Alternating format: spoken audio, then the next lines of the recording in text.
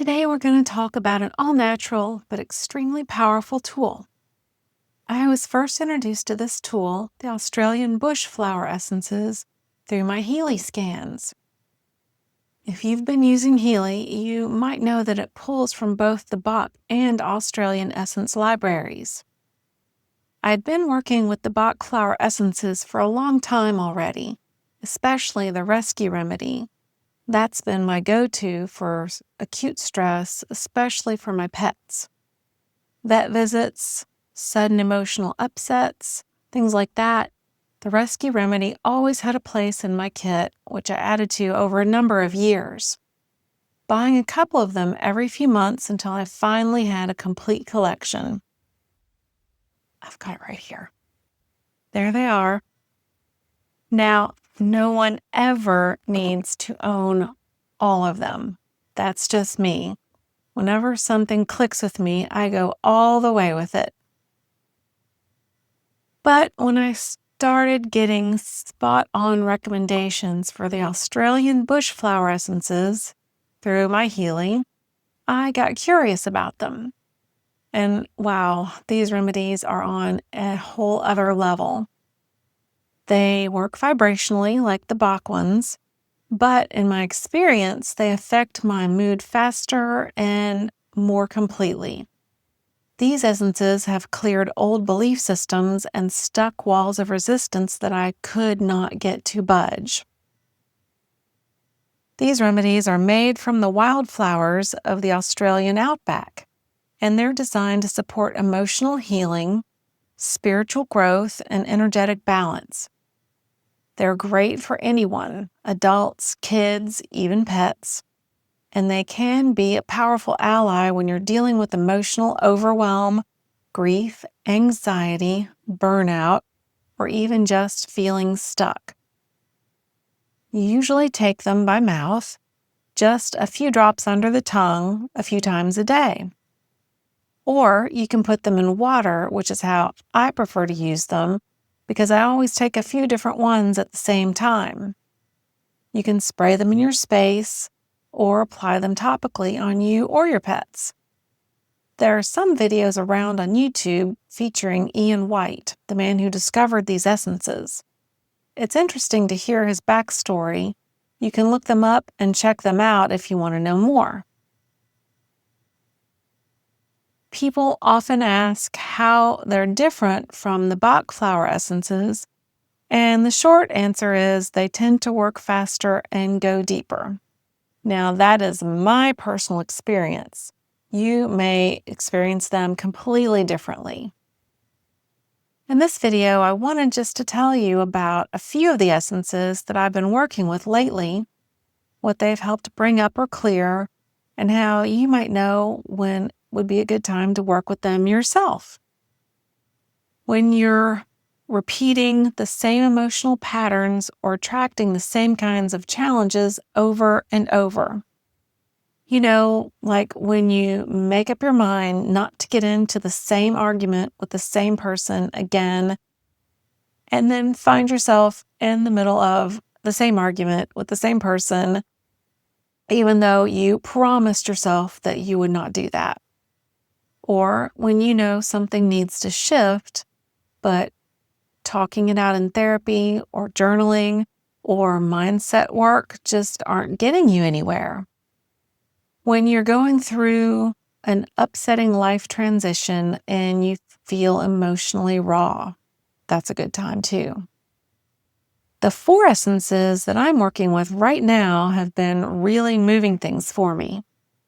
There's Monga Waratah, Wisteria, Dog Rose, and Philotheca.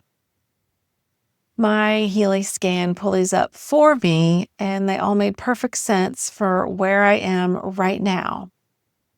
I pulled them from my collection and started adding them to my morning glass of water every other day, and have been doing so for the past couple of weeks.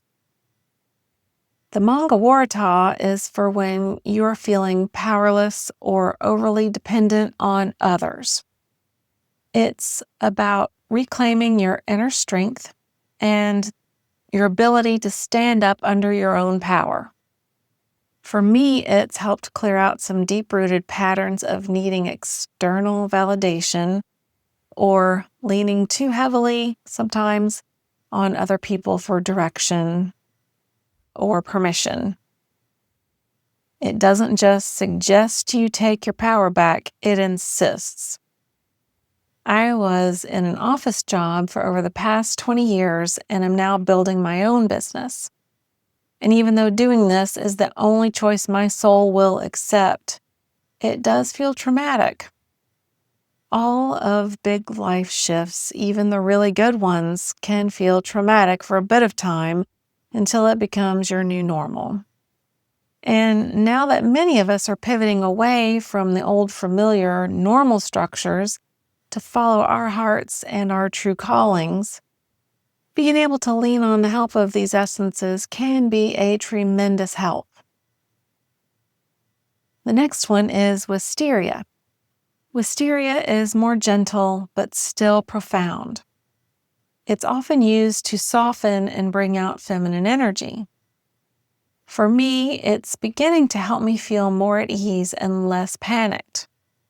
My normal adaptation go-to is to armor up and attack a situation in more of a stern, militant way.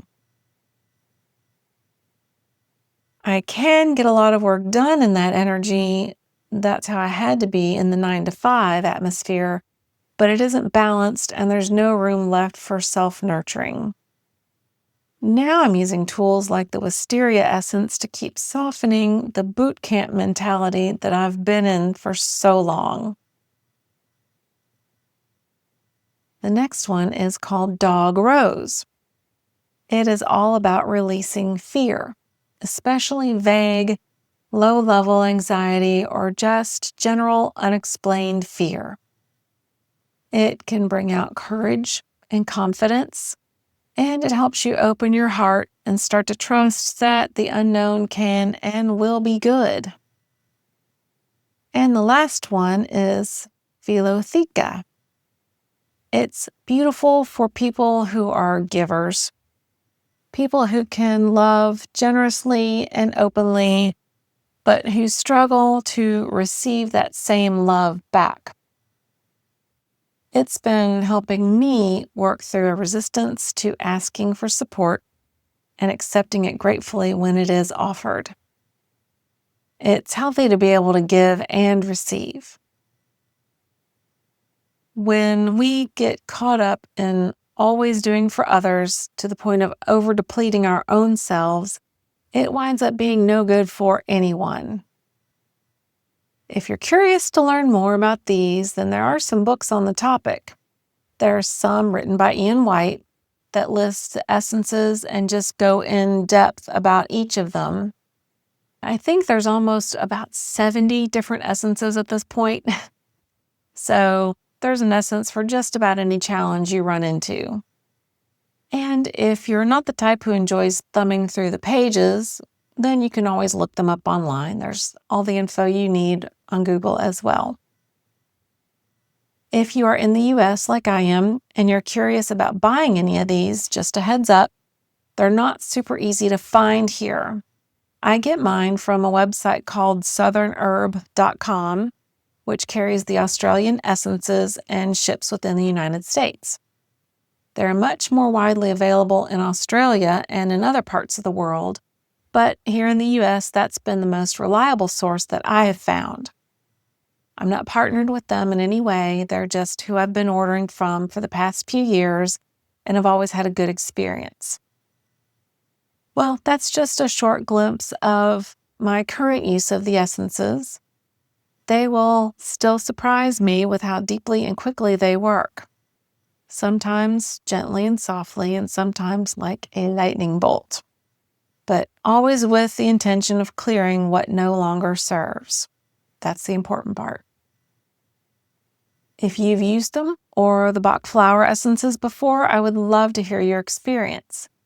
Drop a comment below and let me know which ones have supported you. And if you're brand new to all of this and feeling curious, feel free to ask questions. I am happy to share. Thanks for spending this time with me. Don't forget to like and subscribe if you want more content on vibrational healing, energy tools, or all things frequency. I'll see you in the next one.